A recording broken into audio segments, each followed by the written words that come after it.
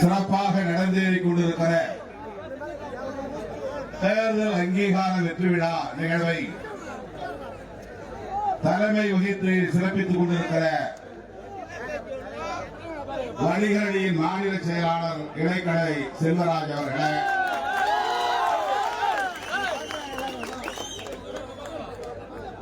முன்னிலை வகித்து சிறப்பித்துக் கொண்டிருக்கிற தென்சென்னை வடக்கு மாவட்ட செயலாளர் தம்பி, நீங்க 4 பேர் என்ன பேசிட்டு இருக்கீங்க? உட்காருங்க. சனிகாந்த் வளவன் அவர்களே மற்றும்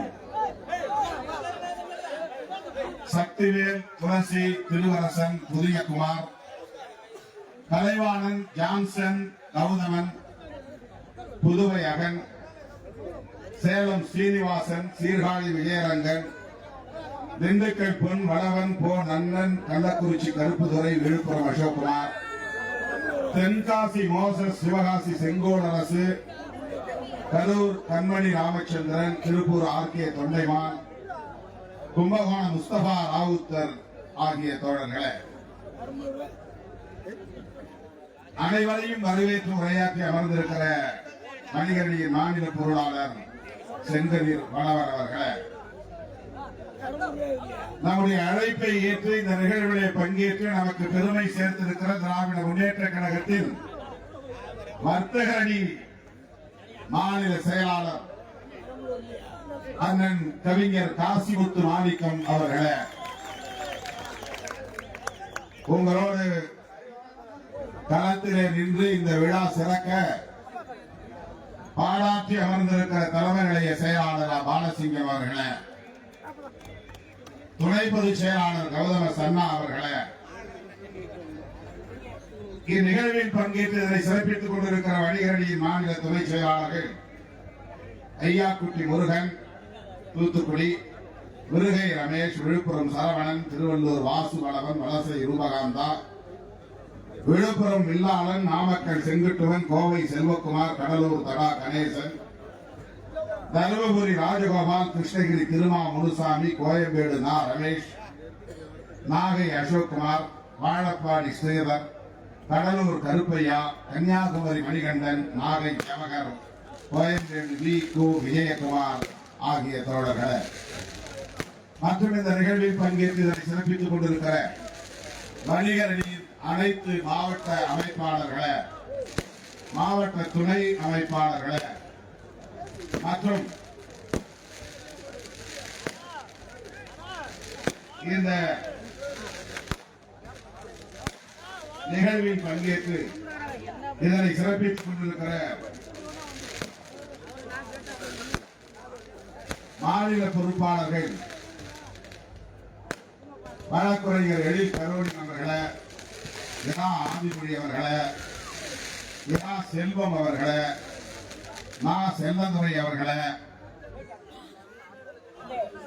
சென்னை மாவட்ட செயலாளர்கள் தேவ ஞானமுதல்வன், வழக்குரைஞர் தா இளையா, வழக்குரைஞர் பி சாரநாத், பா வேலுமணி, நா உஷாராணி ஆகிய தோழர்களே, திருவள்ளூர் மாவட்ட செயலாளர் அருண் கௌதம் அவர்களே, காஞ்சிபுரம் மேனகாதேவி கோமகன் அவர்களே, செங்கல்பட்டு கேது என்கிற தென்னவன் அவர்களே, வழக்குரைஞர் பொன்னிவளவன் அவர்களே, திருநீர்மலை தமிழரசன் அவர்களே, பொறியாளர் சாமுவேல் அவர்களே, மண்டல செயலாளர்கள் ரூதர் கார்த்திக் அவர்களே, மண்டல துணை செயலாளர் ராவண சங்கு அவர்களே,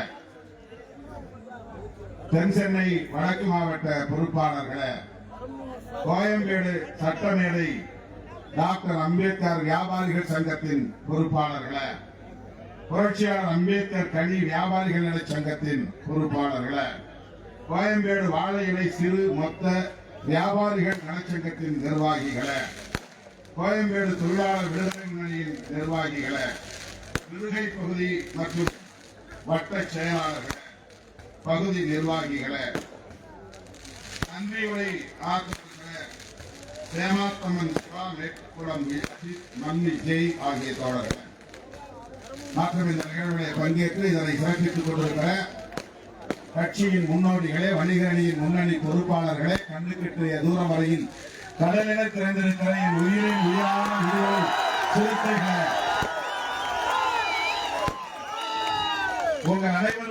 என்னுடைய பணிவார்ந்த வணக்கத்தை தெரிவித்துக் கொள்கிறேன். கொஞ்சம் உட்காரு. நீ உட்கார்ந்து எனக்கு பேசுறது கொஞ்சம் உட்காரு. கொஞ்சம் உட்காரு. தோழர்களே, இந்த நிகழ்ச்சியை நடத்துவதிலே பல சிரமங்களை நம்முடைய தோழர்கள் எதிர்கொண்டிருக்கிறார்கள். சற்றும் நாம் எதிர்பார்க்கவில்லை. வழக்கமாக ஊரக பகுதிகளில் தான், மாவட்ட பகுதிகளில் தான் நமக்கு இது போன்ற நெருக்கடிகள் வரும். அதற்கு காரணம் இந்த இயக்கத்திற்கு அனுமதி கொடுத்தால் பிற சமூகங்களை சார்ந்த சாதி சங்க பொறுப்பாளர்கள் எதிர்ப்பு தெரிவிப்பார்கள், அதனால் சிக்கல் வரும் என்ற அச்சம் இயல்பாக காவல்துறையினருக்கு உண்டு.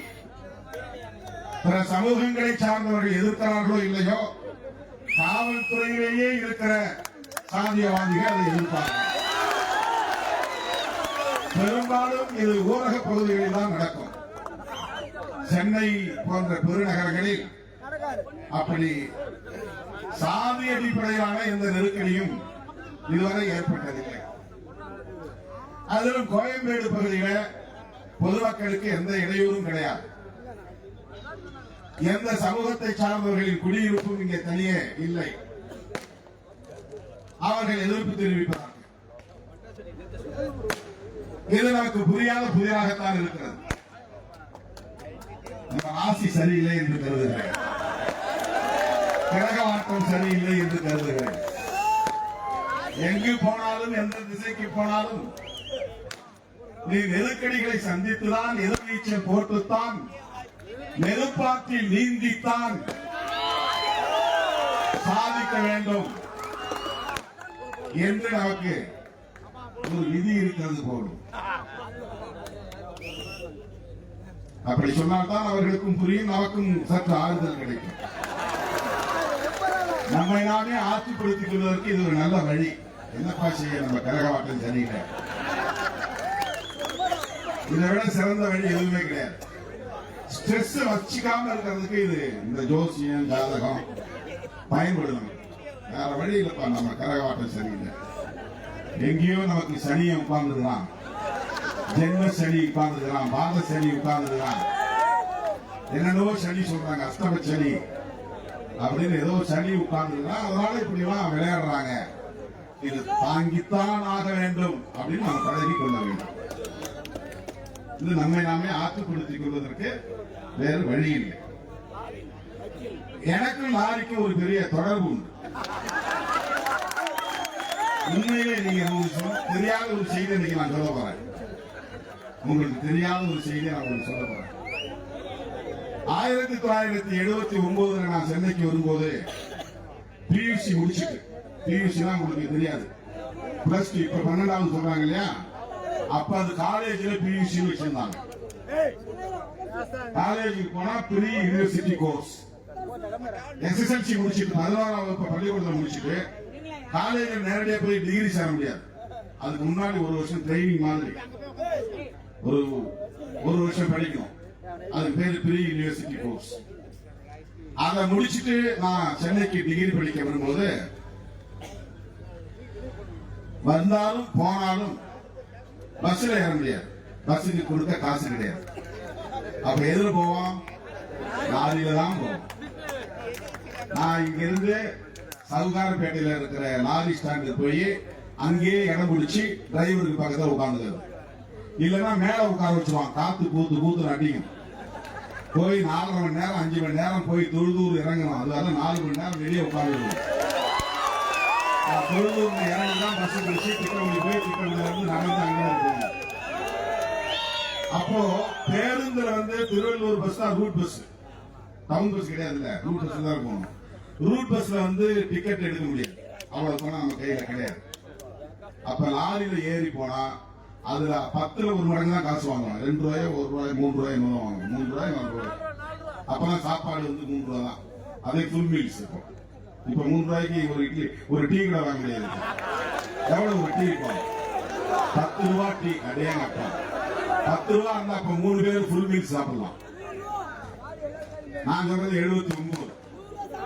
அப்போ நான் நிறைய முறை லாரியில ஏறி உட்கார்ந்து தொழுதூர் போய் இறங்குறது. அங்கிருந்து வந்தா லாரி கிடைக்காது, சில நேரங்களில் வேன்ல தான் வரணும். சவாரி கொண்டு போய் விட்டுட்டு சும்மா வர்ற வேன் பாருங்க, அவன் அங்கங்க நிறுத்தி டிக்கெட் எழுதிட்டே வருவான். முதல் முறையா நான் மெட்ராஸ் வரும்போது படாத பாடு, நாய் படாத பாடுபட்டேன்.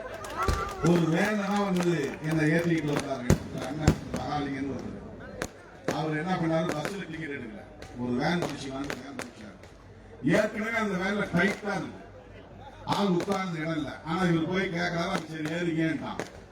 அவருக்கு வசதியா ஒரு இடம் கிடைச்சிச்சு, எனக்கு கிடைக்கல. ஒரு ஆள் தொடமையிலே உட்கார வேண்டியதாகிடுச்சு. அது வண்டி கொடுக்குற நேரம் வந்து கதவு பின் கதவு திறந்துக்குது, அது சரியா லாக் பண்ண முடியும். பயந்து பயந்து பயந்து தூங்காம நான் வந்து இவ்வளவு நேரம் மெட்ராஸ் ஆகும் நான் நினைக்கல. ஏதோ ஒரு 2 மணி நேரம் ஆகும் அப்படின்னு நினைச்சா, அது விடிய விடிய விடிய விடிய விடிய அந்த வண்டியில உட்காரது வசதி இல்லாம படாத பாடுபட்டு சென்னைக்கு வந்து இறங்கினேன். தூக்கமே இல்லை. எங்கேயாவது பளிச்சு விழிச்சு தெரிஞ்சு ஆஹா மெட்ராஸ் வந்துருச்சுன்னு நினைக்கிறேன் நான்.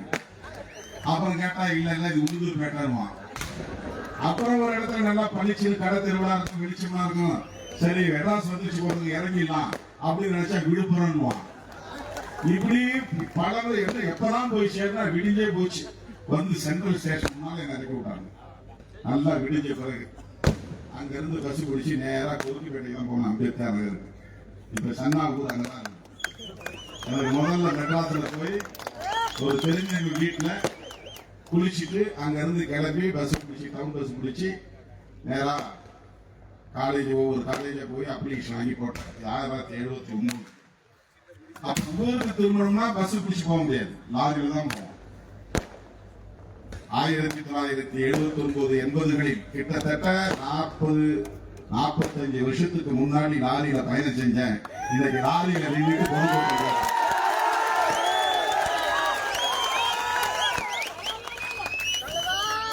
லாரியை நம்ம வந்து இழிவா பார்க்க வேண்டாம். நமக்கு இந்த நிலையை கொடுத்தவங்க வேணா சந்தோஷப்பட்டுக்கிட்டோம்.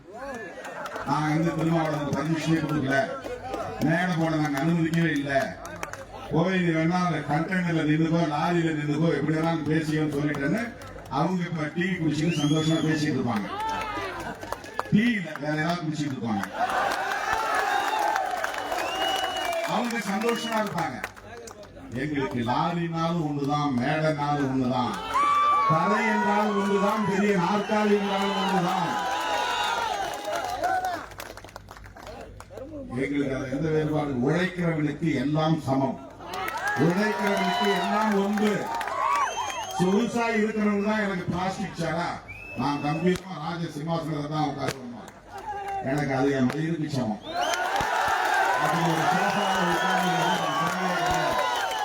அப்படி ஒரு சொகுசான வாழ்க்கை வாழக்கூடிய அளவுக்கு நான் வந்து வளர்க்கப்படல.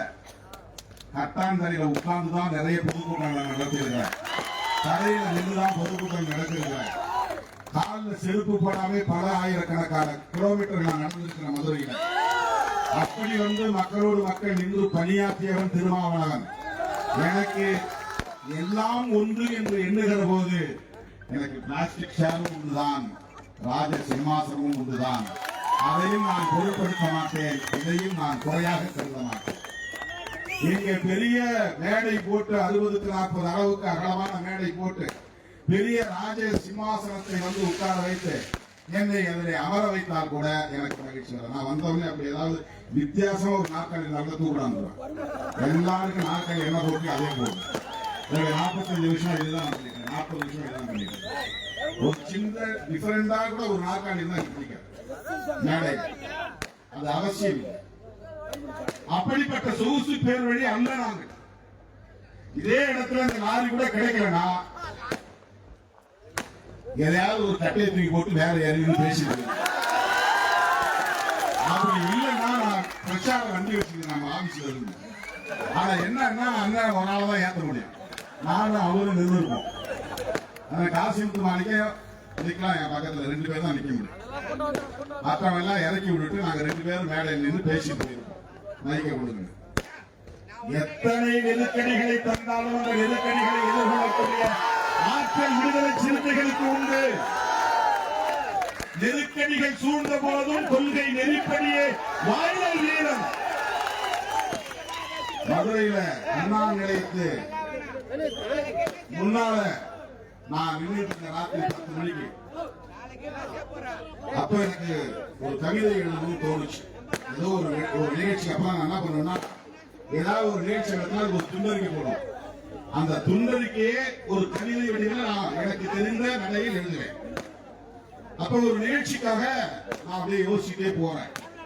இந்த மதுரைக்கு தெற்க இருக்கிற பூரா அருவாதான் வீரத்துக்கு அடையாளம் அப்படின்னு நினைக்கலாம். அதுக்கு பதில் சொல்ற மாதிரி ஒரு கவிதை எழுதணும்னு எனக்கு தோணுச்சு. அப்ப நான் எழுதின கவிதை 2 வரி தான் எனக்கு ஞாபகம் இருக்கு. நெருக்கடிகள் சூழ்ந்த போதும் கொள்கை நெறிப்படியே வாழ்தல் வீரம். வீரம்னா என்னடா? உனக்கு நெருக்கடி வந்தா கூட கொள்கையிலிருந்து மாறாமல் அந்த நெருக்கடிகளை எல்லாம் வாங்கிக் கொள்வதுதான் வீரம்.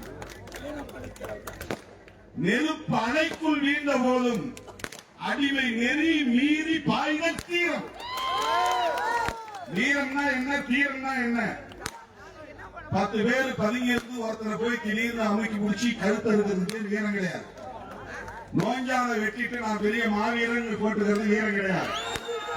100 பேர் ஒன்னா சேர்ந்து போய் ஜனம் தூங்கிட்டு இருக்கும் போது திருட்டுத்தனமா குடிசையை கொளுத்திட்டு வர்றது, குச்சி கொடுக்கிறது வீரம் கிடையாது. கல்பந்தாட்டுக்குள்ள பதுங்கி இருந்து கண்டெடுத்து அடிக்கிறது பேர் வீரம் கிடையாது. வீரம்னா என்ன நெருக்கடி தந்தாலும் எதிர்த்து இருப்பதுதான் வீரம். அதிலும் கொள்கையில் சமரசம் ஆகாமல் இருப்பேன்.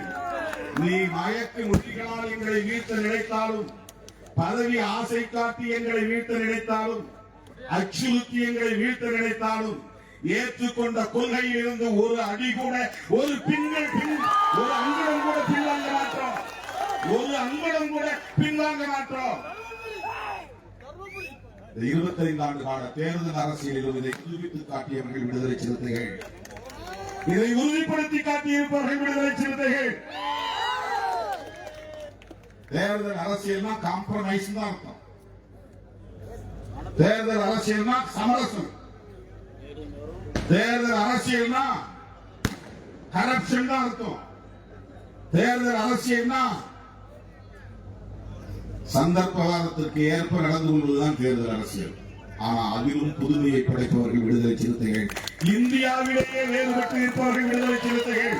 எந்த சூழலிலும் சாதியவாத சக்திகளோடும் மதவாத சக்திகளோடும் எவ்வளவு நெருக்கடி வந்தாலும், எவ்வளவு பின்னடைவை சந்திக்க நேர்ந்தாலும் அவர்களோடு தேர்தல் உறவை கூட வைத்துக் கொள்ள மாட்டோம். இதை டிக்ளேர் செய்வது கூட ஒரு கட்சி வேணும், அதுக்கு ஒரு தில்லு வேணும், அதுக்கு ஒரு கெத்து வேணும். அது விடுதலை சிறுத்தைகளுக்கு தான் இந்திய அரசியல். நாங்கள் டிக்ளேர் பண்றோம், சாதியவாதிகளோடும் மதவாதிகளோடும் எந்த சூழலிலும் சமரசம் செய்து கொள்ள மாட்டோம். எவ்வளோ வழியில போன அண்ணா வணக்கம் ஒரு சீட்டை விட்டான், வாங்கி பார்த்தா அது மாநாட்டு. உடனே பத்திரிகை செய்தி போடலாம், பௌர்ணமி சித்திரை உள்ளம் நிகழ்ச்சிக்கு திருமாவளவனுக்கு அழைப்பு. உடனே தினமலர்காரன் கொட்டை எடுத்து போறான். அது 2 பேரும் ஒன்னா ஆக்குறதுக்கு திமுக தலைவர் முயற்சிக்கிறாரு. 2 பேரும் சமரசமாக போறாங்க. அதுக்கு வாய்ப்பே கிடையாது. அப்படி ஒரு நிலையில் விடுதலை சிறுத்தைகள் சமரசம் செய்து 10 இடங்களில் வெற்றி பெற்று என்ன செய்ய போறோம்? நாக்கு வழிக்கு போறோமா? என்ன செய்ய போகிறோம்? ஒண்ணுமே வேண்டான்னு நாங்க இருந்தாலும் இருப்போமே தவிர, பாஜகவோடு சமரசம் செய்து கொண்டு, சாதியவாத சக்திகளோடு சமரசம் செய்து கொண்டு 10 பேரை உள்ள அனுப்புறதுக்கு நான் கட்சியை நடத்த தேவையில்லை.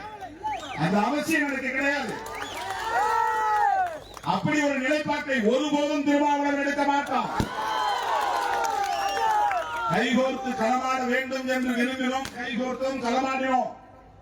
ஆனால் தங்களுடைய அரசியல் ஆதாயத்திற்காக என்னை மட்டும் தனிமைப்படுத்தி, என்னை ஒட்டுமொத்த சமூகத்திற்கும் தலித் அல்லாத சமூகங்களுக்கும் எதிரி என்று காட்டி என் உயிருக்கே உலை வைக்கக்கூடிய அளவுக்கு போனவர்கள்.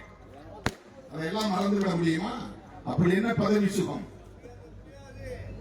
அப்படி அவர்களோடு சமரசம் செய்து கொண்டு கூட்டணி வைக்க வேண்டும் என்று சொன்னால் அப்படிப்பட்ட ஒரு அரசியல் தேவையை ஒருபோதும் அரசியல் செய்யலாம். திருமாவளவனை புரிந்து கொள்ள இன்னும் சில காலம் தேவைப்படும். விடுதலை சிறுத்தைகளை புரிந்து கொள்ள இன்னும் உங்களுக்கு பக்குவம் தேவைப்படும். சராசரி அரசியல்வாதிகளைப் போல சமரசம் செய்து கொள்ளுகிற சராசரி அரசியல்வாதிகளைப் போல எங்களை நீங்கள் எடை போட்டு பார்க்கிறீர்கள். அது ஒருபோதும் நடக்காது. நாங்கள் எந்த சமூகத்திற்கும் பகையல். சில கட்சிகள், சில அமைப்புகள் இந்து சமூகத்திற்கு நாங்கள் எதிரிகள் இல்லை. இந்து சமூகத்தை பயன்படுத்தி அரசியல் ஆதாயம் தேடுகிற பாஜக RSS நாங்கள் எதிர்க்கிறோம், விமர்சிக்கிறோம், அம்பலப்படுத்துகிறோம். பாஜகவை எதிர்ப்பதால் நாங்கள் இந்துக்களை எதிர்ப்பதாக, RSS நாங்கள் விமர்சிப்பதால் ஒட்டுமொத்த இந்துக்களை நாங்கள் விமர்சிப்பதாக பொருளாகாது. பாமகவை எதிர்ப்பதால் நாங்கள் வன்னியர் சமூகத்தை எதிர்ப்பதாக. எங்களுக்கு இந்த சமூகத்திற்கு எந்த பிரச்சனையும் கிடையாது. நாங்கள் சகோதரத்துவத்தோடு தான் வாழ்கிறோம், வசிக்கிறோம். கோயம்பேட்டில் வந்து பாருங்க, எவ்வளவு தோழர்கள் வன்னியர்கள் மாதிரியாளர்கள் ஒற்றுமையாக இருக்கிறார்கள். எல்லா சமூகங்களை சார்ந்தவர்கள் ஒற்றுமையாக இருக்கிறார்கள். விடுதலை சிறுத்தைகள் கட்சி இது போன்ற நெருக்கடிகளை எல்லாம் கடந்துதான் வந்திருக்கிறது. காவல்துறையில் இருப்பவர்களும் சரி, அரசியல் களத்தில் இருப்பவர்களும் சரி, ஒருவேளை மறந்து போயிருந்தால் நாங்கள் நினைவூட்டுகிறோம். எத்தனையோ அடக்குமுறைகளை தாண்டி வந்திருக்கிறோம். அதையெல்லாம் விவரிக்க முடியாது, ஒரு நிகழ்விலே சொல்லிவிட முடியாது. இன்றைக்கு தமிழ்நாட்டிலே 60 அடி உயரத்தில் திருமாவளவனுடைய மணிவிழாவை ஒட்டி 100க்கும் மேற்பட்ட இடங்களில் கொடிக்கம்பம் ஏற்றிய பிறகுதான் நீதிமன்றத்தின் மூலமாக தீர்ப்பு தருகிறார்கள். எல்லா கொடிக்கம்பங்களையும் அகற்றுகின்றனர். சென்னை முழுவதும் திரும்புகிற திசையெல்லாம் விடுதலை சிறுத்தைகளை விளம்பரம் இருந்தது. ஒட்டுமொத்தமாக சென்னையிலேயே விளம்பரம் எழுதக்கூடாது என்று ஆணை போட்டார்கள். கார்பரேஷன் மாநகராட்சியே போய் எல்லா விளம்பரங்களையும் அளித்தார்கள். ஏன்னா விடுதலை சிறுத்தைகள் விளம்பரம் எழுதுகிறார்கள். விளம்பரங்களை அளித்தீர்கள், விழுந்து போனோமா? கொடிக்கம்பங்களை வெட்டி சாய்த்தீர்கள், சாய்ந்து போனோமா? மாவட்டத்திற்குள்ளே நுழையக்கூடாது என்று தடுத்தீர்கள், நாடாளுமன்றத்திற்குள்ளே நுழைந்து விட்டோமே. கடலூர் மாவட்டத்திற்குள்ளே நுழையக்கூடாது என்று தடை விதித்தீர்கள். எந்த திருமாவளவனை கடலூர் மாவட்டத்திற்குள் நுழையக்கூடாது என்று தடுத்தீர்களோ அந்த திருமாவளவன் கடலூர் மாவட்டத்து மக்களால் தேர்ந்தெடுக்கப்பட்டு நாடாளுமன்றத்திற்குள்ளே ஒரு முறைக்கு 3 முறை நுழைந்திருக்கிறார். நுழையக்கூடாது என்றால் நுழைவோம், நடக்கக்கூடாது என்றால் நடப்போம், பேசக்கூடாது என்றால் பேசுவோம், கூட்டம் போடக்கூடாது என்றால் மாநாடே போடுவோம். நான் வெறும் சவடால் விடல, வெற்றி சவடால் விடல, மேடைக்கு பேசல. இதெல்லாம் கடந்த காலங்களில் செய்து முடித்து விட்டு பேசுகிறேன். நடத்தி காட்டிவிட்டு பேசுகிறோம், சாதித்து காட்டிவிட்டு பேசுகிறோம். எனவே எனது அன்பு தோழர்களே, இதையெல்லாம் நீங்க வந்து பெரிய காயமா எடுத்துக்காதீங்க. தொடச்சிட்டு போங்க, சட்டையில பட்ட தூசிமா நீங்க தொடச்சிட்டு போங்க. நாங்க கஷ்டப்பட்டோம், நாங்க அதை பண்ணோம், இதை பண்ணோம், எங்களை மேல போன உடனே எங்களை டென்ஷன் ஆகிட்டாங்க, எனக்கு ஒரே ஸ்ட்ரெஸ், தூக்கி போட்டு போய் ஜாலியா பண்ணிட்டு தூங்க. இதெல்லாம் நினைச்சுட்டே இருக்க. இதை நீ கஷ்டம் நினைச்சா அவங்க இதையே திருப்பி உங்களுக்கு செஞ்சுட்டு இருப்பாங்க. இதையெல்லாம் சாதாரணமா இடது கையால தள்ளி விட்டு போற ஆட்கள் இவங்க அப்படின்னு நம்ம நினைக்கணும். இது ஒரு பெரிய விஷயமே கிடையாது. இது ஒரு பெரிய விஷயமே கிடையாது. அவர்களுக்கு என்னதான் விளக்கம் சொன்னாலும் இது நமக்கு எதிரான ஒரு நடவடிக்கை தான், நெருக்கடி தான். நெருக்கடி என்பது நமக்கு திருநெல்வேலி அல்வா போன்றது, அவ்வளவுதான். திருநெல்வேலி அல்வா பிடிக்குமா பிடிக்காதா? சென்னையில இருக்கலாம் ஸ்டீம் மிட்டாய் தான் ரொம்ப பிடிக்கும். உலகத்துக்கு எங்க போனாலும் திருநெல்வேலி அல்வாக்கு இணைய ஒரு அல்வாவை நீங்க வாங்க முடியாது. அந்த டேஸ்டே தனிதான். அந்த மாதிரி காவல்துறை நெருக்கடி தருகிற போதெல்லாம் எங்களுக்கு திருநெல்வேலி அல்வா மாதிரி அதை நாங்கள் ஒரு பொருட்டாக எடுத்துக் கொள்வதே இல்லை.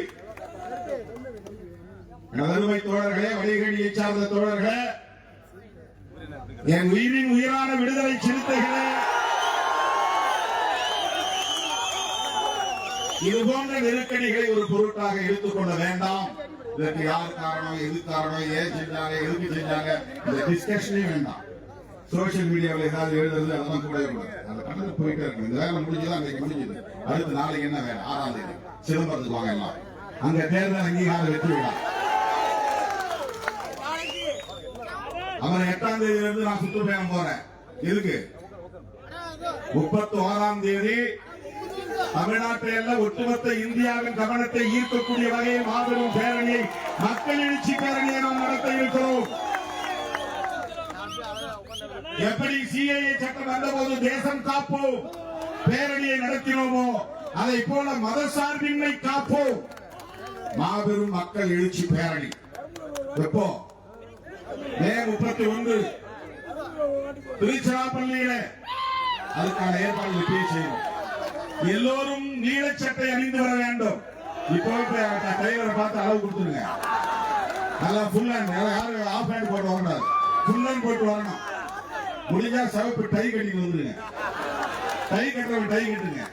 வாய்ப்பு இருக்கிறவங்க அம்பேத்கர் மாதிரி கோட் சூட் போடுவாங்க. வாய்ப்பு உள்ளவங்க அம்பேத்கர் மாதிரி கோட் சூட் போடுவாங்க. ஒரு 10,000 பேர் கோட் சூட்டோட நடக்கட்டும் பேரணியில். முழு பேண்ட், முழு கோட்டு, உள்ள வெள்ளை சட்டை, சிவப்பு டை, பார்த்தா அம்பேத்கர் மாதிரி இருக்கும். அதுக்காக எல்லாம் வீசி எடுத்து வந்துடாதீங்க. அண்ணா அம்பேத்கர் மாதிரி இருக்குன்னு சொன்னாரு. அது அம்பேத்கர் ஸ்டைல். நம்ம ஸ்டைல் இதுதான். நம்ம ஸ்டைல் இதுதான்.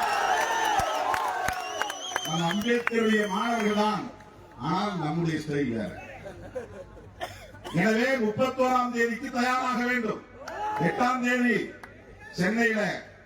சென்னை, காஞ்சிபுரம், செங்கல்பட்டு, திருவள்ளூர் 4 மாவட்டத்துக்கான மண்டல செயற்குழு கூட்டம். 9ஆம் தேதி இல்ல, மாத்திட்டோம். அதுதான் சொல்றேன். மாத்தியாச்சு. ஏற்கனவே சொன்னது தப்பு, அதுல திருத்தம். 8ஆம் தேதி சென்னை 4 மாவட்டங்கள் மட்டும்.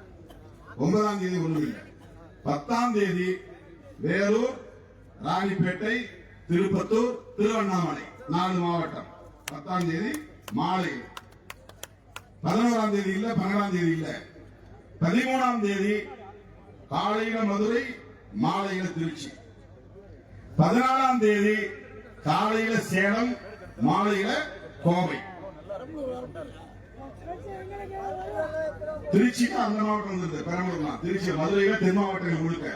திருச்சியில டெல்டா மாவட்டம் எல்லாம், தஞ்சாவூர், திருவாரூர், மயிலாடுதுறை, நாகப்பட்டினம், புதுக்கோட்டை, கரூர், அரியலூர், பெரம்பலூர், திருச்சி எல்லாம் ஒரு 7-8 மாவட்டங்கள் ஒண்ணா.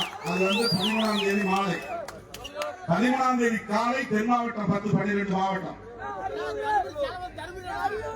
14ஆம் தேதி காலையில சேலம், மாலையில கோவை. 15ஆம் தேதி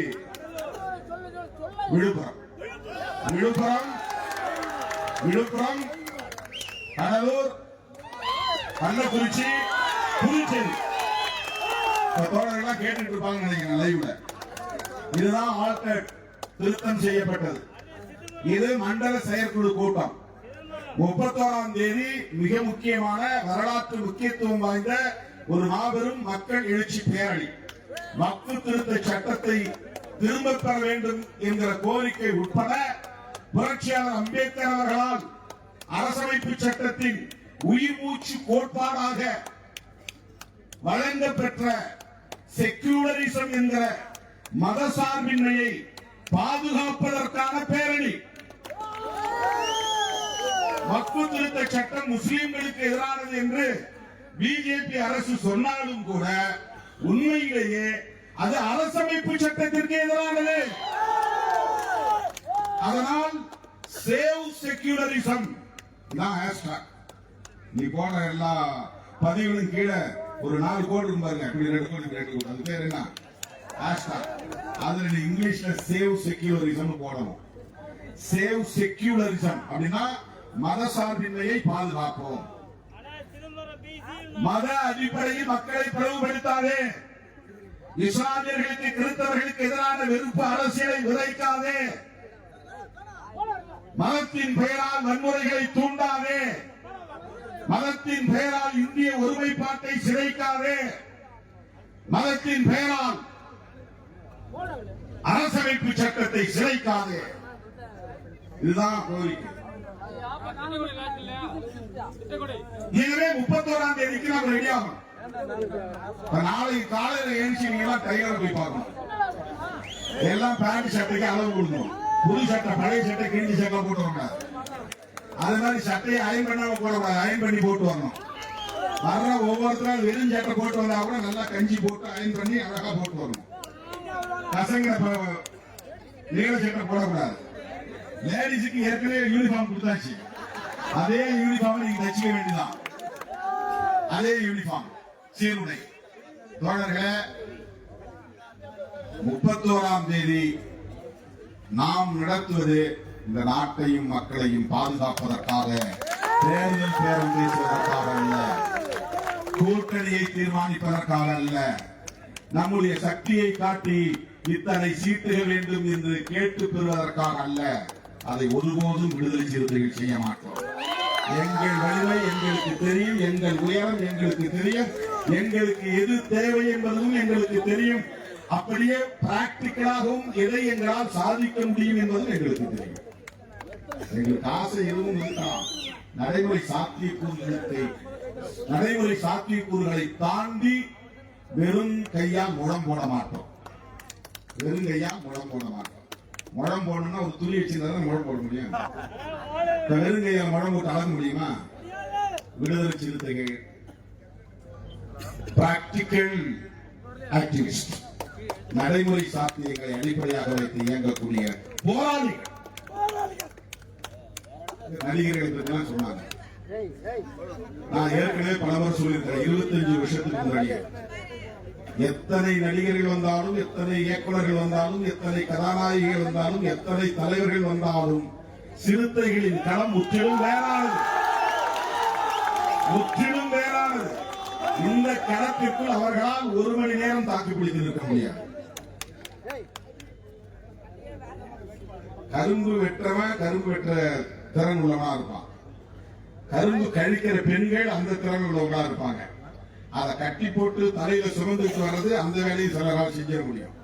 ஆனா அந்த கருப்பம்பாலை கொண்டு வந்து அந்த உலையில கொப்பையில கொட்டி அந்த இடத்துல நின்று அந்த கந்து தூக்கி தூக்கி போட்டு சக்கையை தூக்கி தூக்கி போட்டு வேக வச்சு அந்த பால் சுன்ற வரையில நின்று வேலை செய்யலாம் பாருங்க. அது எல்லாராலையும் முடியாது. அது பதத்துக்கு வரும்போது கொஞ்சம் சுண்ணாம்பு போட்டு அப்படியே லேசா இளமஞ்சள் வரும்போது அந்த அனலையெல்லாம் நிறுத்தி அதை எடுத்து தொட்டியில ஊத்துவான். அந்த பணியை ஒருத்தர் 2 பேராலும் செய்ய முடியும். அதுபோல விடுதலை சிறுத்தைகள் மட்டும்தான் அந்த களத்தில் இருக்கிறார்கள். அதுபோன்ற உழைக்களத்தில் இருக்கிற வேலை விடுதலை சிறுத்தைகளின் வேலை. இது ஏசி கூட உட்கார்ந்து செய்கிற அரசியல் இல்லை. விடுதலை சிறுத்தைகளின் அரசியல். வீட்டுல ஏசி, இறங்கினா கார்ல ஏசி, இறங்கி போனா ஹோட்டல்ல ஏசி, ரூம்ல இருந்து வெளியே வந்து ரெஸ்டாரண்ட்ல வந்தா ரெஸ்டாரண்ட்ல ஏசி, கொஞ்ச நேரம் அந்த சூரியல நின்று கையை காட்டிட்டு திரும்பி போய் ஏசியில உட்கார்ந்துருக்காங்க. அதெல்லாம் விடுதலை சிறுத்தைகளின் அரசியல். தாரையாய் இந்த உடலில் இருந்து வேர்வை ரத்தம் சிந்த சிந்த இந்த களத்திலே பாடுபட்டு இருக்கிறோம். வேர்வை கொட்ட கொட்ட பாடாக்கி இருக்கிறோம். ரத்தம் சிந்த சிந்த பணியாக்கி இருக்கிறோம். கண்ணீர் சிந்த சிந்த பணியாக்கி இருக்கிறோம். ஒப்பாரி ஓடங்களுக்கு இடையிலே பணியாக்கி இருக்கிறோம். ஒருவரும் காவல்துறையின் நெருக்கடிகள், இன்னொருவரும் சாதிவெறியர்களின் நெருக்கடிகள், இன்னொருவரும் மதவெறியர்களின் நெருக்கடிகள், இன்னொருவரும் அதிகார வர்க்கத்தின் ஆளும் சக்திகளின் அரசியல் சக்திகளின் நெருக்கடிகள், ஊடகங்களின் புறக்கணிப்புகள், இவையெல்லாம் கடந்து வந்திருக்கும். இதெல்லாம் அவர்களால் யூகிக்கப்பட முடியாது. இதை சொன்னால் புரிந்து கொள்ளவும் முடியாது. நாளைக்கு ஒருத்தர் புதுசா கட்சி ஆரம்பிச்சா கூட அவன் பேர மேல போட்டு என் பேரை பின்னால போடுவான் ஊடகத்துல. இன்னைக்கு அதுதான் உளவியல், ஊடக உளவியல். நாளைக்கு எனக்கு பின்னால் ஒருத்தன் கட்சியை தொடங்கி அவன் அறிக்கை விட்டால் அவன் அறிக்கையை முதல் பக்கத்திலே போடுவான். எனது அறிக்கையை திருமாவளவும் அறிக்கை விட்டாலும் போடுவான். இல்லைன்னா அந்த பேரும் போட மாட்டான். அவ்வளவு ஈஸியெல்லாம் நம்ம அங்கீகரிக்க மாட்டார்கள். 25 ஆண்டு காலம், 4 நூற்றாண்டு காலம் தாக்கு பிடித்து இந்த களத்திலே நின்று இன்றைக்கு தேர்தல் ஆணையத்தால் அங்கீகரிக்கப்பட்ட ஒரு கட்சியாக, மாநில கட்சியாக நிமிர்ந்து நிற்கிறோம். இதை தக்க வைக்க வேண்டுமா வேண்டாமா? இந்த வெற்றியை தொடர வைக்க வேண்டுமா வேண்டாமா? இன்னும் வெற்றி இலக்கை நோக்கி நாம் முன்னேற வேண்டுமா வேண்டாமா?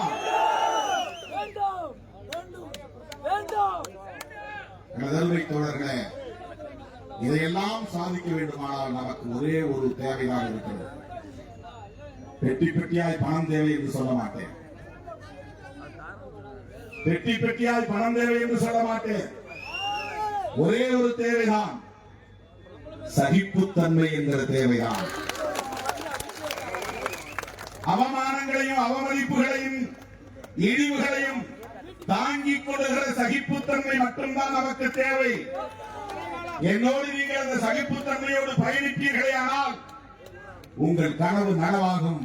கொள்கை வெல்ல களமாடுவோம், கோட்டையை ஒரு நாள் கொடியேற்றுவோம் என்ற அரசியலை நம்மால் வென்றெடுக்க முடியும். அருமை தோழர்களே, வணிகர்களின் நலன்கள் குறித்து பேச ஆசை, நேரமில்லை. இரவோடு இரவாக பயணம் செய்ய வேண்டும். விடியற் காலை நான் தொகுதியிலே ஒரு கோவில் கும்பாபிஷேகத்தை பங்கேற்க வேண்டும்.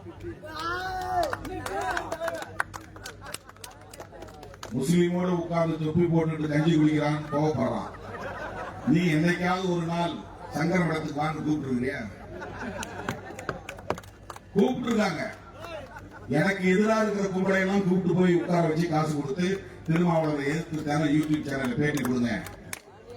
சில சங்கிகள் உங்களுக்கு தெரியும், இந்த சாதியிலே பிறந்த பிழைப்புவாத சங்கிகள்.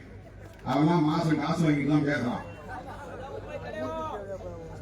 யார் யாருன்னு உங்களுக்கு தெரியும். இதுல இருந்து 25 வருஷத்துக்கு முன்னால நான் தமிழ் பெயர் சூட்டுவதற்கான அறிவிப்பு செய்த காலத்திலிருந்து நடக்குது. தமிழ்நாட்டில் 32 அமைப்புகளை, தலித் அமைப்புகளை கூப்பிட்டு இந்த ஜெயேந்திர சரஸ்வதி சுவாமிகள் பேசினார். உங்க திருமாவளவன் என்ன பண்றாரு தெரியுமா? இந்த ஜனங்களை எல்லாம் ஏமாத்தி கிறிஸ்தவத்துல சேர்க்கிறார், இஸ்லாத்துல சேர்க்கிறார். அதனால அந்த பேரெல்லாம் மாத்துறார், இந்து பேரெல்லாம் மாத்துறார். அந்த ஆளை எப்படி விட்டு வச்சிருந்தீங்க? நீங்க போய் பேசுங்க, எதிரா பேசுங்க, இயக்கம் கட்டுங்க. ஒவ்வொருத்த கையிலையும் 50,000 1 லட்சம் பணம் கொடுத்தது சாட்சி இருக்கு. அதுக்கு போயிட்டு வந்த தம்பியை ஒருத்தர் சொன்னார், அந்த 32 பேர்ல நான் ஒரு ஆளுங்க, ஆனா நான் பணம் வாங்காம வந்துட்டேன். இந்த பயெல்லாம் போனா, இந்த பயெல்லாம் போனா, அவெல்லாம் தான் இன்னைக்கு திட்டிட்டு இருக்கான் என்று சொன்னான். 25 வருஷத்துக்கு முன்னாடி ஏன் ஜெயேந்திர சரஸ்வதி சுவாமி செய்தார்னா, ராமசாமிங்கிற பெயரை தொல்காப்பியம் மாத்தி விட்டார். பாலசுப்ரமணியங்கிற பெயரை பாலசிங்கம் மாத்தி விட்டார். பாக்கியங்கிற பெயரை பாவரசன் மாத்தி விட்டார். இந்த மாதிரி ஒரே நாள்ல 5000 பேர் புள்ளாரெட்டி அவங்களை மாத்தணும். மதுரையில் 5000 பேர் மாத்தணும். அதுக்கப்புறம் தினம் மாத்திக்கிட்டே இருந்தோம் லட்சக்கணக்கான பேர். என்னடா இந்து பேர் எப்படா இவன் மாத்துறான்னு அவருக்கு கோபம் வந்துருச்சு. நமக்கு எதிராக இன்னைய வரணும் அந்த வேலை நடந்துட்டு. விடுதலை சிறுத்தைகளாம் நம்ம மதத்துக்கும் நம்முடைய கோட்பாட்டுக்கும் எதிராக இருக்கிறார்கள். நாங்க மதத்துக்கு எதிராக இல்லை, உங்கள் சதி அரசியலுக்கு எதிராக இருக்கிறோம். உங்கள் அரசியல் கோட்பாட்டுக்கு எதிராக இருக்கிறோம். நீங்கள் சாதி வாழ்கை என்று சொல்லுகிறீர்கள், நாங்கள் சாதி ஒழிகை என்று சொல்லுகிறோம். நீங்கள் கோல்வாக்கரின் பிள்ளைகள், நாங்கள் அம்பேத்கரின் பிள்ளைகள். நீங்கள் வீர சாவர்கரின் பிள்ளைகள், நாங்கள் பெரியாரின் பிள்ளைகள். எப்படி ஒத்து போகும்? நாங்கள் அம்பேத்கரின் பிள்ளைகளாகவும் பெரியாரின் பிள்ளைகளாகவும் இருப்பதால் தான் திராவிட முன்னேற்ற கழகத்தின் தலைமையிலான மதசார்பற்ற முற்போக்கு கூட்டணியை நாங்கள் உறுதியாக நீடிக்கிறோம். அதிமுக தோல் மீது ஏறி சவாரி செய்கிறது பாஜக. 2021 அதிமுகவோடு கூட்டணி வைத்துதான் இன்றைக்கு இவர்கள் இந்த அளவுக்கு ஆட்டம் போடுகிறார்கள். அவர்கள் வாங்கிய வாக்குகள் எல்லாம் அதிமுக வாக்குகள், அது பிஜேபி வாக்குகள் அல்ல. பிறகு வெளியேறி வந்தார்கள். 2024 நாடாளுமன்ற பொதுத் தேர்தலை தனித்து சந்தித்தார்கள். இப்போது மறுபடியும் அதிமுக பிஜேபி கூட்டணி. நாம் யாருக்கும் அறிவுரை சொல்லவில்லை, ஆனால் அச்சத்தை சொல்கிறோம். அதிமுக என்கிற ஒரு கட்சி தமிழ்நாட்டிலே வலுவாக இருந்தால்தான் திமுக அதிமுக என்ற இரண்டு கட்சிகளும் வலுவாக இருந்தால்தான் பாரதிய ஜனதா என்கிற RSS அரசியல் அணி இங்கே வேரூன்ற முடியாது என்பது கடந்த கால வரலாறு. ஜெயலலிதா அம்மா இருந்த போதும் கலைஞர் இருந்த போதும் அவர்களால் வாராட்ட முடியவில்லை. கலைஞரும் இல்லை, ஜெயலலிதாவும் இல்லை. எப்படியாவது உள்ளே ஒரு இயக்கத்தின் தோளில் ஏறி அவங்க ஓட்டை வாங்கி அது எங்க ஓட்டுன்னு காட்டி நாங்க வளர்ந்துருவோம் கற்பனையா கணக்கு போட்டுக் கொண்டிருக்கிறார்கள். அதற்கு ஏன் இடம் கொடுக்க வேண்டும் அதிமுக? இதுதான் என்னுடைய கேள்வி. நீங்க ஜெயலலிதா அம்மையார் இல்லாமலேயே 65, 66 இடங்களில் வெற்றி பெற்றீர்களே. அதிமுக வலிமையோடு தானே இருக்கிறது. அதிமுகவுடைய வாக்காளர்கள் யாரும் சிதறவில்லையே. ஜெயலலிதா அம்மையார் இல்லை என்பதனால் அவர்கள் யாருக்காவது மாற்றி போட்டார்களா? அப்படி நம்பிக்கையோடு இரட்டை சின்னத்திற்கு அவர்கள் வாக்களிக்கிற போது அந்த வாக்குகளை எல்லாம் நீங்கள் அள்ளிக் கொள்ளுங்கள், உங்களுக்கு தருகிறோம் என்று நீங்கள் ஏன் பிஜேபிக்கு சிவப்பு கம்பளம் இருக்கிறீர்கள்?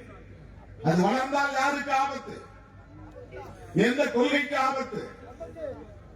எந்த கோட்பாட்டுக்கு ஆபத்து? இதையெல்லாம் எண்ணி பார்க்க வேண்டாமா? இது எந்த காலத்திலும் மோடியோடு பிஜேபியோடு உறவு வைத்துக் கொள்ளவே மாற்றோம் என்று சொன்னவர் தானே. பிராமண சமூகத்தில் பிறந்த ஜெயலலிதா அம்மையாருடைய சபதம். ஒரு பிராமண சமூகத்தை சார்ந்த பெண்மணி ஜெயலலிதா அம்மையாருக்கு பிஜேபி கூடாது என்கிற கருத்தில் உறுதிப்பாடு இருந்தது. மோடியா லேடியா மோதி பார்ப்போம் வா என்று சொன்னவர் தானே. அவருடைய வழித்தோன்றல்களாக இருக்கிற நீங்கள் எப்படி மனசாட்சியை விட்டுவிட்டு பிஜேபியை தோளில் சுமக்க தயாராகிவிட்டீர்கள்? இது யாருக்கு லாபம்? உங்களுக்கு லாபம். அவர்களால் உங்களுக்கு ஒரு தொகுதியில் இருந்து ஒரு 1000 ஓட்டு வருமா? தரவிட்டு சொல்ல முடியுமா? ஆதாரம் காட்ட முடியுமா? இரட்டை இலை சின்னத்தில் நிற்கக்கூடிய அதிமுக தொண்டனுக்கு பாரதிய ஜனதாவால் ஒரு சட்டமன்ற தொகுதியில் எத்தனை வாக்குகள் வரும் என்று உங்களால் உறுதிப்படுத்த முடியுமா? ஆனால் பிஜேபி காரன் இருக்கிற தொகுதியில் அவன் வாங்க போகிற அத்தனை ஓட்டுகளும் இரட்டை இலைக்கு சொந்தமான ஓட்டுகள். அவன் 30 தொகுதியிலே போட்டியிடக்கூடிய வாய்ப்பை நீங்கள் தந்தால் யாருக்கு லாபம்? யாருக்கு நட்டம்? இதனால் அதிமுக மட்டுமா பாதிக்கப்படும்? தமிழ்நாடு பாதிக்கப்படுமா? படாதா? தமிழ்நாட்டிலே ஒரு லட்ச அரசியல் பரவுமா? பரவாதா? மத வெறியாட்டம் தலை தூக்குமா? தூக்காதா? எண்ணி பாருங்க. ஜெயலலிதா அம்மையார் இதையெல்லாம் அறியாமலா அப்படி பேசியிருப்பார்? வெறும் தேர்தல் அரசியல் அடிப்படையா அப்படி கருத்து சொல்லி இருப்பார்? தயவோடு எண்ணி பார்க்கிறேன். அந்த கவலையிலிருந்து தான் நான் சொல்லுகிறேன். எனக்கு எடப்பாடி பழனிசாமி அவர்களுக்கு அறிவுரை சொல்லக்கூடிய அளவுக்கு வயது தகுதி எனக்கு இல்லை. அரசியல் தகுதியும் எனக்கு நீண்ட நெடிய அனுபவம் இருப்பதாக நான் நம்பவில்லை. அந்த போலில் நான் சொன்னேன், நீங்கள் செய்வது வரலாற்று பிழை. திமுகவை வீழ்த்துவதாக எண்ணிக்கொண்டு நீங்களே உங்களுக்கு குழிபறித்துக் கொள்கிறீர்கள் என்று நான் உரிமையோடு சுட்டிக்காட்டுகிறேன். அண்ணன் இங்க சொன்னார், ஆசிரியர் மாணிக்கம் அவர்கள். நான் என்ன சொன்னேன்னா, நான் ஏன் திமுகவோட நிக்கிறேன்னு வெளிப்படையா சொல்றேன். அதுக்கு ஒரு விளக்கம் சொல்றேன். சில அற்பர்கள், அரசியல் அறியாமையில் உழலும் அற்பர்கள், சங்கிகளின் எடுபிடிகள், சொம்பு தூக்கிகள், நான் ஏதோ வேற வழியே இல்லாம அங்க கிடக்கிறேன், முட்டு கொடுக்கிறேன், தாங்கி பிடிக்கிறேன், 2 சீட்டுக்காக நிக்கிறேன் அப்படின்னு அவதூறு பரப்புகிறார்கள். அந்த கும்பலுக்கு நான் சொல்லவில்லை, என் தம்பிகளுக்கு சொல்லுகிறேன், என் உயிரின் உயிரான விடுதலை சிறுத்தைகளுக்கு சொல்லுகிறேன் என்றுதான் அதிலே விளக்கம் தந்தேன். என்ன சொன்னேன் என்றால், எனக்கு ஆப்ஷனா இல்ல, நிறைய ஆப்ஷன். அந்த ஆப்ஷன்லாம் நான் ஏன் ஓபன் பண்ணி வைக்கல? அதை ஏன் நான் ஹோல்டு பண்ணி வைக்கல? நான் நினைச்சா விஜய்க்கு ஹோல்டு பண்ணி வைக்கலாம், எடப்பாடி பழனிசாமி அவருக்கு ஹோல்டு பண்ணலாம். ஏன் பிஜேபி கிட்ட கூட நாளைக்கே போய் இல்லங்க நாங்க 2 MP உங்களுக்கு சப்போர்ட் பண்ணோம் அப்படின்னு சொன்னா மோடி வேணாம்னு சொல்லிடுவாரா? அமித்ஷா வேணாம்னு சொல்லிடுவாரா? இவ்வளவு நாளா எங்களை விமர்சனம் பண்ணீங்க, எங்களை திட்டுனீங்க, கடுமையா பேசினீங்க, அதனால உங்க 2 ஓட்டு எங்களுக்கு தேவையில்லை, 2 MP எங்களுக்கு தேவையில்லை அப்படின்னு அமித்ஷாவோ மோடியை வேணாம்னு சொல்லிடுவாரா? மிக உயர்ந்த ஒரு அதிகாரியை அழைத்து என்னை பேசினார். இன்னைக்கு சொல்றேன், அகில இந்திய அளவுல டெல்லியில மிக உயர்ந்த அதிகாரியை அழைத்து பேசினார். நான் கையெழுத்து கும்பிட்டேன். ஐயா எங்களுக்கு என்னுடைய ஏற்றுக்கிட்ட கொள்கை இல்ல, உங்க ஜனங்களுக்கு ஏதாவது நீங்க பண்ணலாம் இல்லையா? பிரதமர் வந்து சந்திக்கலாம் இல்லையா? நிறைய ஸ்கீம் வாங்கி கொடுக்கலாம். எஸ்சி மெத்தடுக்கு நிறைய ஸ்கீம் இருக்கு, அதெல்லாம் செய்ய சொல்லுவோம்.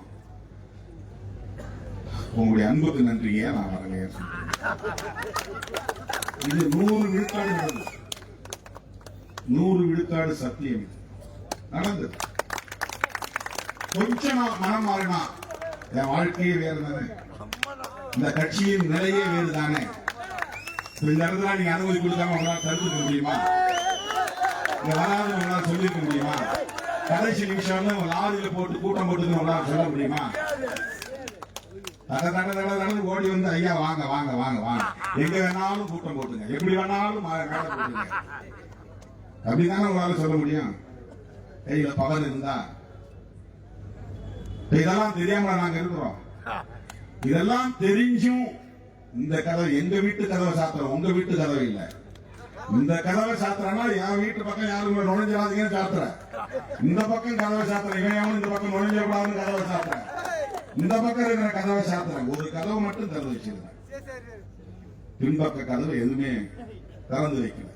நாங்கள் மதசார்பற்ற முற்போக்கு கூட்டணி, இதுல நான் உறுதியாக இருக்கிறோம். அந்த கூட்டணியை உருவாக்கியதில் திருமாவளவனுக்கும் பங்கு உண்டு.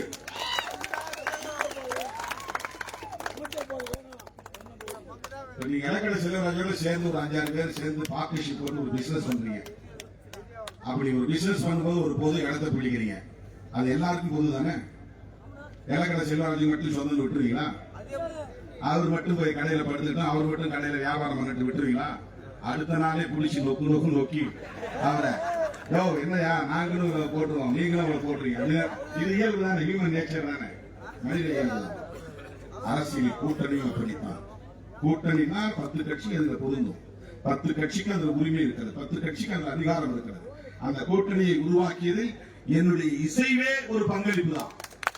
நான் அதில் ஒத்துக்கொள்கிறேன், உடன்படுகிறேன், இணைந்து கொள்கிறேன், நானும் உங்களோடு வருகிறேன், இணைந்து பயணிக்கிறேன் என்று நான் இசைவளிப்பதே ஒரு கான்ட்ரிபியூஷன் தான்.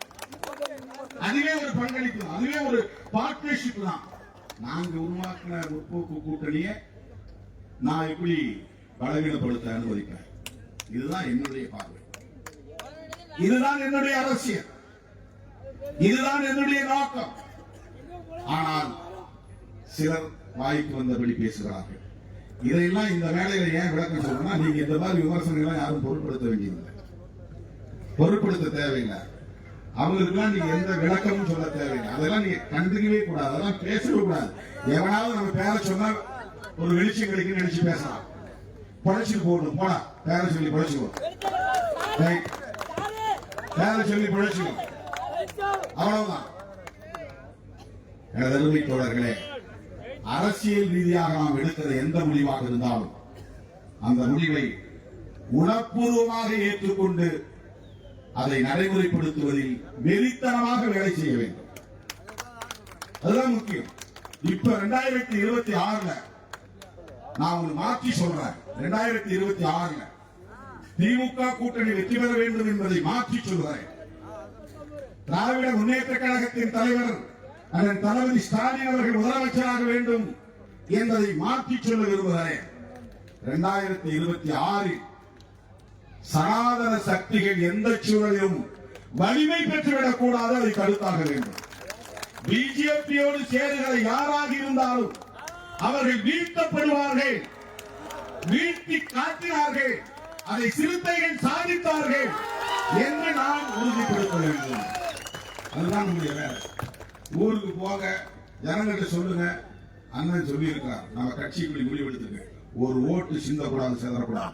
போன தேர்தலில் பார்த்தோம், திமுக வேட்பாளர் ஒவ்வொருத்தரும் வந்து சொன்னாங்க, அண்ணன் நம்ம தெருக்கு வந்தாலும் அப்படியே கொத்து கொத்தா வந்து விழுது.